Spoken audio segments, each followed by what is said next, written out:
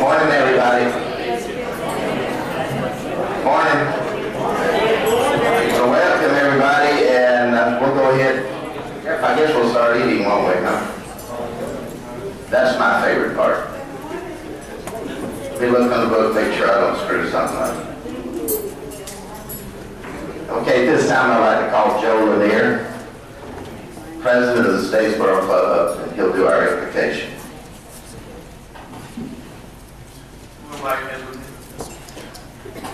Dear Lord, thank you for allowing us to come to this beautiful resort, fellowship with each new people.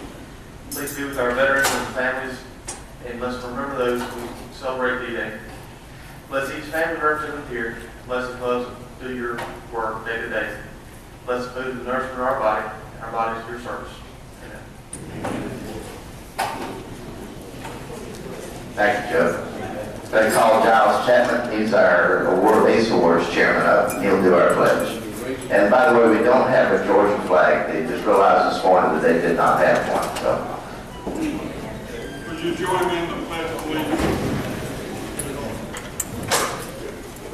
I pledge allegiance to the flag of the United States of America and to the republic for which it stands, one nation under God, indivisible, with liberty and justice for all.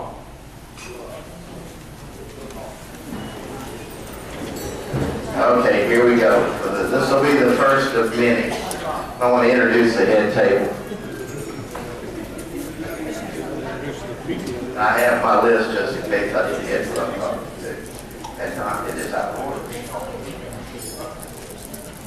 Anyhow, on the far end over here we have Ann Cruz. Jess. I've already screwed this up, haven't I?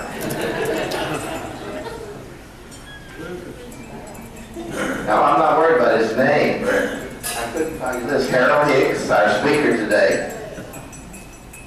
We've got Melissa Wright. I know Don Wright, I've been there. Karen Spearman, Carolyn McQueenie, Dan McQueenie, our Regional Vice President, Tracy Edwards, and Barney. I don't even know his last name. I'm trying real hard to forget it. Barney, do you have one bullet in your gun?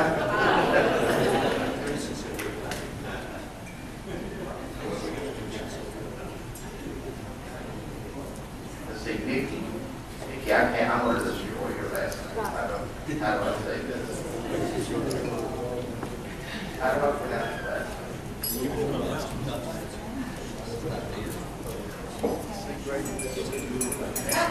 Nikki Jatindranath.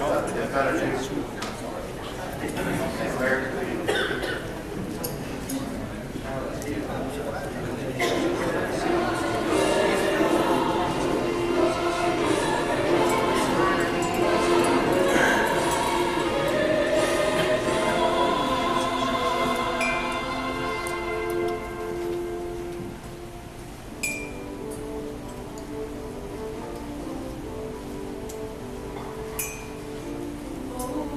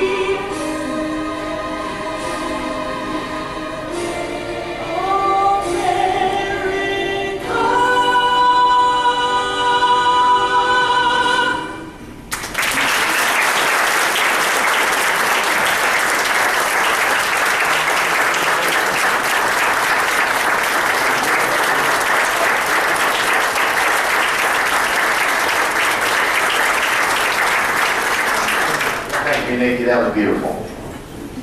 At this time, we'll go ahead and start our breakfast. And this is the first time. I'm going to start with the head table. I get to choose this year. Usually I'm the last one to get up there on purpose, I guess. But if I can get the line ahead, I'm the first one. Okay. After the head table, we'll start it. The first row is here, across.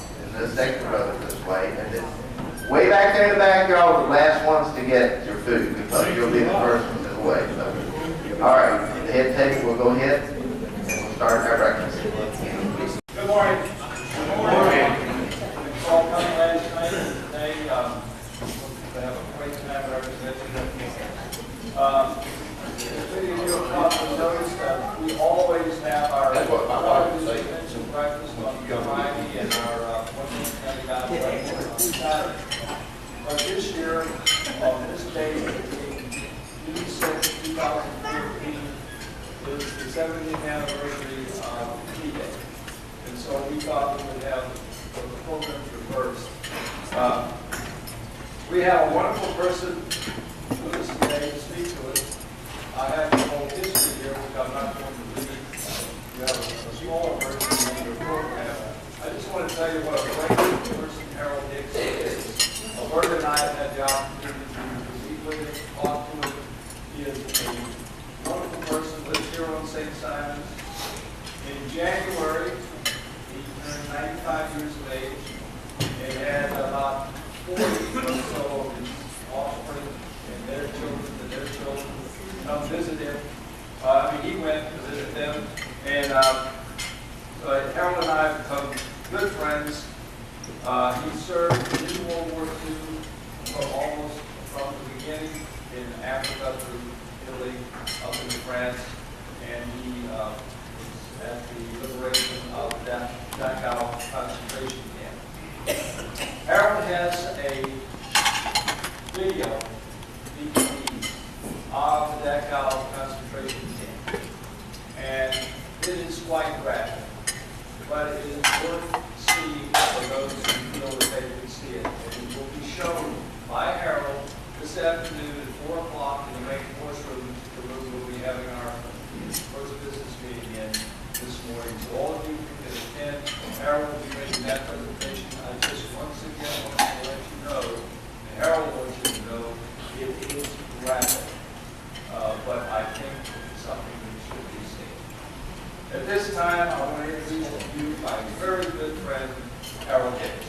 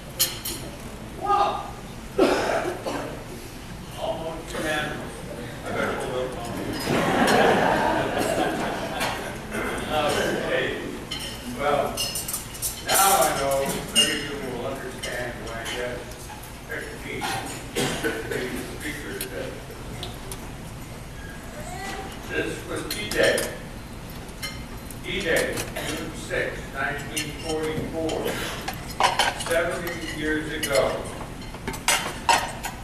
It is a day famous for turning the tide of battle in World War II against the Nazis and tyranny in most of Europe. I personally salute and give thanks to all those who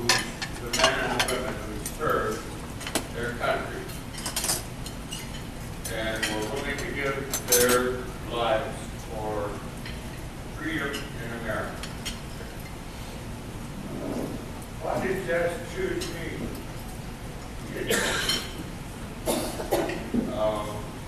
smart, though. He didn't know what he was getting, but he chose. He searched upon someone that had been in World War II. I'm 95, he said, and I was commissioned second lieutenant in the Coast Artillery anti-aircraft in May 1940. I went to active duty with the 62nd Coast Artillery anti-aircraft regiment, which is a unit of the regular army before Pearl Harbor. You know him? No. On December 7th, when the Japanese bombed Pearl Harbor,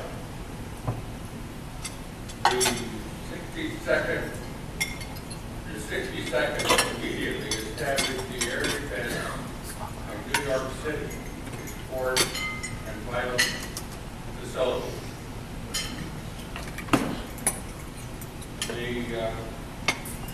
That was an assault that the United States could not ignore. They promptly declared war on Germany and Japan. Then, as soon as the 62nd could be relieved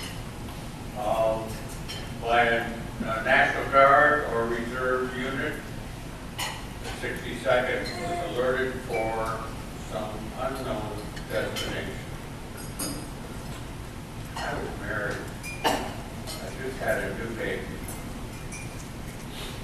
Leaving my wife and baby was extremely traumatic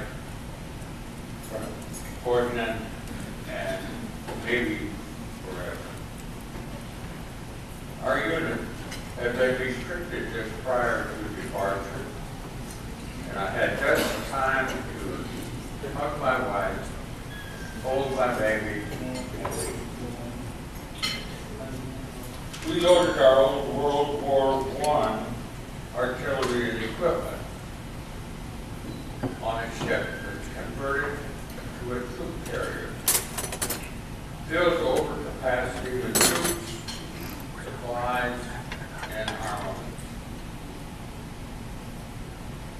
So overloaded that only half of our troops could be inside, the other half outside on the decks. It was cold and wet out on the North Atlantic, so we switched from inside to outside, outside to inside every 24 hours because it was so cold and rainy. On our travel across the North Atlantic, we realized that, or we were told that the German submarines were very active.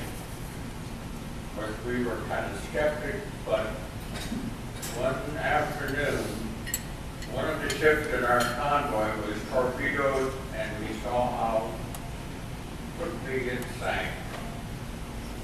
And that could have been us.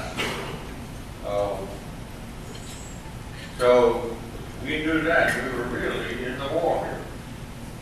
We arrived safely in Greenwich, Scotland, loaded our equipment and troops on railroad, and headed south to Salisbury Plains in England. When we left the U.S., our unit was filled with new draftees and recruits whose uniforms didn't even fit. They issued them a uniform and sent them on. Well, we had to train them in weaponry and physical fitness. We had exercises to build up their stamina and get them ready to do what we needed to do. We had to expedite this training because we were again alerted for some unknown destination. We knew that loose lips sink ships, so we just found orders.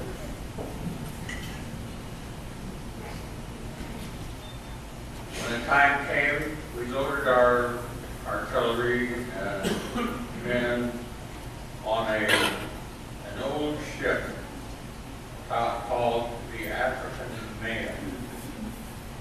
When we passed through Gibraltar, we wondered where we were going. Were we going to the Middle East? Were we going to the Pacific Theater? Where? Well, we found out that we were a part of the Allies' first major invasion. That's the Morocco and Algeria campaigns. And we landed at Oran, Algeria, as part of the North African invasion force. There we established air protection for the port of Oran and its incoming supplies. As the campaign progressed, we moved east under General Patton, and it didn't take him long to learn that World War I tanks that he had were not suitable or no match for the Nazis' more advanced tanks. You have to realize that after World War I, the defense budget was cut severely, just like it's being cut right now. And so all of our initial activities was with World War I equipment and supplies. Well, we continued to move east through the desert, through Catherine Pass, into Tunisia, and there we loaded at Missouri for the invasion of Sicily. After the Sicilian campaign was successfully completed, we reloaded again for service in southern Italy. After southern Italy, we loaded again for the invasion of southern France. There, we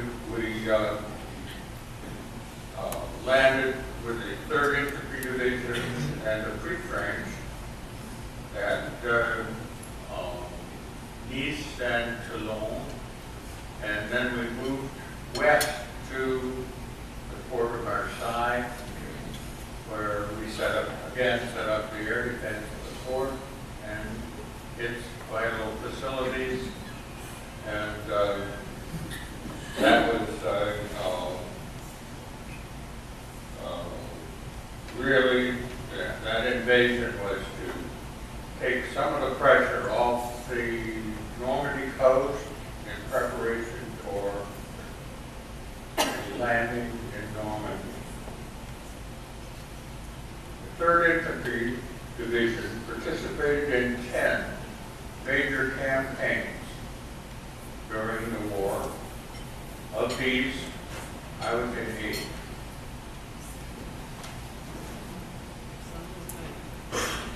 During those 3+ years,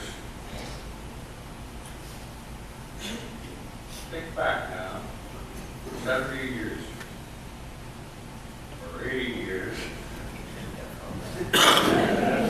Okay, well, I'll try to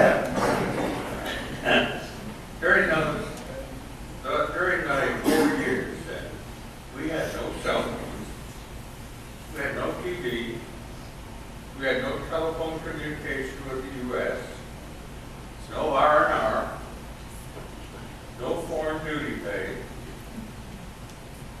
no hazardous duty pay, meager fresh water for drinking or hygiene.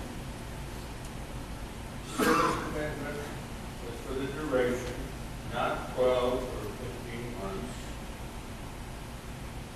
Letters were carefully and severely censored, and any replies were sometimes delayed for months. It's extremely difficult for the soldiers and for the home folks. Conditions were totally different then than they are today's deployment. Consider this. In my battery,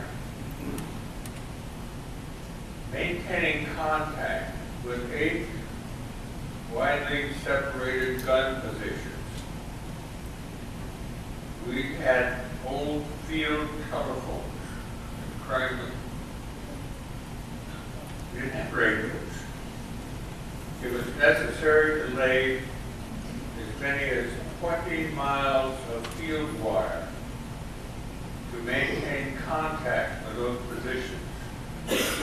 And then this wire was laid under very adverse conditions. And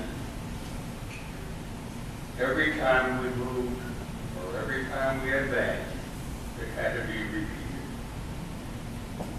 News reports to the U.S. were intentionally not informative, so as not to give away our positions or successes or failures to the enemy, so that they would know what our strategy was. Then on May 8, 1945, the news was victory in Europe. Man, that was wonderful. The fighting in Europe was over. I was sent to Dachau concentration camp to witness what Germany had done to 7 million of its citizens. Nazi Germany had tried to hide the treatment from their own, of these prisoners, from their own people and the world. And they tried to hide it so that those people that had not yet been incarcerated would not know and be unaware of the tortures and conditions they were about to face. General Dwight Eisenhower visited several of these concentration camps, saw the evidence, and was horrified by what he saw.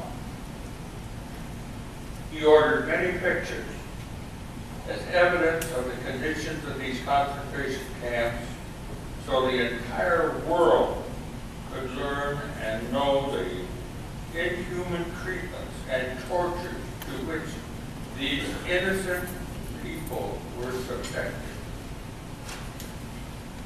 He prophesied that someday people would claim the Holocaust never happened. Eisenhower was right. It did happen, and it has been denied. This was truly a world war. Every continent was involved. 7 million Jews were murdered. 75 million people were killed, and billions of dollars of damage occurred.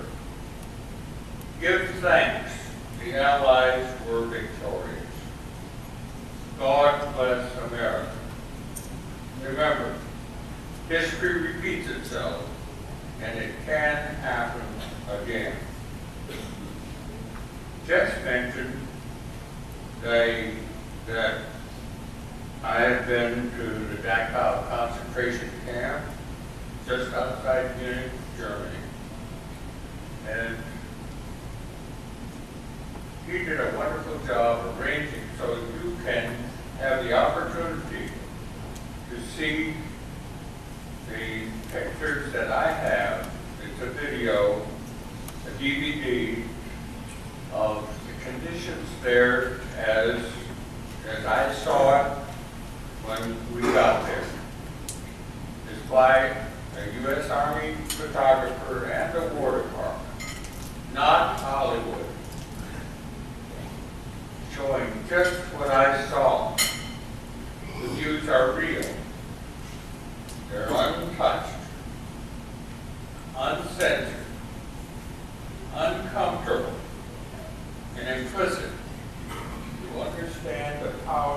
retirement. I'll be there to try and answer your questions. Now, in closing, I'd like to read a poem by an unknown poet entitled, "I am the flag of the United States of America." I am the flag of the United States of America. My name is Old Glory. I fly atop the tallest buildings. I stand watch in America's halls of justice. I fly majestically over institutions of learning. I stand guard with power in the world. Look up and see me. I stand for peace, honor, truth, and justice. I stand for freedom. I'm confident. I'm arrogant. I am proud. When I am flown with my fellow banders, my head is a little higher. My colors a little truer. I bow to no one. I am recognized all over the world. I am worshipped. I am saluted. I am loved. I am revered. I am respected. And I am feared. I have fought in every battle of every war for more than 200 years. I was flown at Valley Forge, Gettysburg, Shiloh, Appomattox. I was there at San Juan Hill, the trenches of France, the Argonne Forest, Anzio, Rome, the beaches of Normandy, Guam, Okinawa, the people of Korea, Vietnam, and Kuwait know me as a banner of freedom. I was there. I led my troops. I was weary, battle-worn, and tired. But my soldiers cheered me, and I was proud. I was burned, torn, and trampled on the streets of countries I have helped set free. It does not hurt, for I am invincible. I have slipped the bonds of earth and stood watch over uncharted frontiers of space. From my vantage point on the moon, I have borne silent witness to all of America's finest hours. But my finest hours are yet to come. When I am torn to strips and used for bandages for my wounded comrades on the battlefield. When I am flown at half-mast to honor my countrymen. When I lie in the trembling arms of a grieving parent at the grave of their fallen son or daughter. Or in the arms of a child or spouse who will have to go on without one who gave their life in a national disaster to save the life of someone else, as so many did at the Pentagon or the World Trade Centers